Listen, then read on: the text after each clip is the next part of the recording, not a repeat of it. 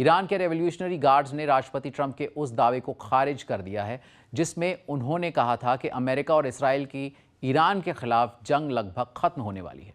Revolutionary guards का कहना है कि जंग कब खत्म होगी इसका फैसला अमेरिका नहीं बल्कि ईरान करेगा। जंग की एक और रात आग लगी है, लेकिन इस बार आग उत्तरी इराक में लगी। धुआं उस दिशा से उठ रहा है जहां यूएई का कॉन्सुलेट है। ये संघर्ष और देशों को अपनी चपेट में ले रहा है। कल ईरान के हमले के बाद बहरीन की एक ऑयल रिफाइनरी में आग लग गई थी। वहीं तेहरान में रेस्क्यू वर्कर मलबे के नीचे फंसे लोगों को निकालने में लगे हैं। ये फुटेज ईरानी सरकारी मीडिया ने जारी की है। कहा जा रहा है कि तेहरान के एक रेजिडेंशियल एरिया में हुए हवाई हमले में कई लोगों की मौत हो गई। जंग शुरू होने के बाद से पहली बार अमेरिकी राष्ट्रपति डोनाल्ड ट्रंप ने प्रेस कॉन्फ्रेंस की। ट्रंप ने अमेरिका और इसराइल के ऑपरेशन को तय समय सीमा से कई हफ्ते आगे बताया। रिपोर्टर्स ने वो भी सवाल पूछा जो दुनिया भर में लोग जानना चाहते हैं, जंग कब खत्म होगी। ईरान को लेकर आपने कहा कि ये एक छोटा अभियान था। आपने कहा था कि ये जल्द खत्म हो जाएगा। क्या आपको लगता है कि ये इस हफ्ते खत्म हो जाएगा?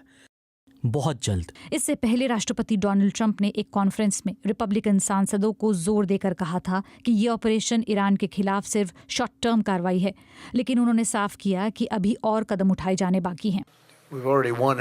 हम कई मायनों में पहले ही जीत चुके हैं, लेकिन ये काफी नहीं है। हम मजबूत हौसले के साथ आगे बढ़ रहे हैं ताकि पूरे तरीके से जीत हासिल कर सकें, और ये जीत लंबे समय से चले आ रहे खतरे को हमेशा के लिए खत्म कर देगी। और फिर आई सोशल मीडिया पर यह पोस्ट जिसमें ट्रंप ने चेतावनी दी कि अगर ईरान स्ट्रेट ऑफ हॉर्मूज में तेल की आवाजाही रोकने के लिए कुछ भी करता है तो अमेरिका उस पर अब तक हुए हमलों के मुकाबले 20 गुना ज्यादा ताकतवर हमले करेगा। स्ट्रेट ऑफ हॉर्मूज से दुनिया का लगभग 20% तेल और गैस गुजरता है। उन्होंने कहा कि ईरान पर मौत, आग और कहर बरसेगा, लेकिन मैं उम्मीद और प्रार्थना करता हूं कि ऐसा ना हो। वहीं ईरान के इस्लामिक रेवोल्यूशनरी गार्ड कोर ने कहा है कि वो तय करेंगे कि जंग कब खत्म होगी। ये ऐसे समय में सामने आया है जब 2022 के बाद पहली बार तेल के दाम सबसे ज्यादा बढ़े। राष्ट्रपति ट्रंप का कहना है कि अंत नजदीक है। इससे बाजार थोड़ा स्थिर हुआ। तेल की कीमत जो कल इतनी बढ़ गई थी वो आज कम हुई, लेकिन आर्थिक अनिश्चितता अभी भी बनी हुई है। इससे रोजमर्रा की जिंदगी पर असर पड़ेगा। वहीं इसराइल के शहरों में अब सायरन की आवाज आम हो गई है। उत्तर में स्थित हाइफा में लोगों को आसमान में दिखी ईरानी मिसाइल से सतर्क किया जा रहा है। ईरान समर्थित हिजबुल्लाह ने कल लेबनान से इसराइल की ओर रॉकेट दागे, लेकिन इसराइल ने इन्हें इंटरसेप्ट कर लिया। इजरायली सेना ने कहा है कि इस तरह के हवाई हमलों में जंग की शुरुआत से अब तक 2000 ईरानी सैनिकों की मौत हुई है।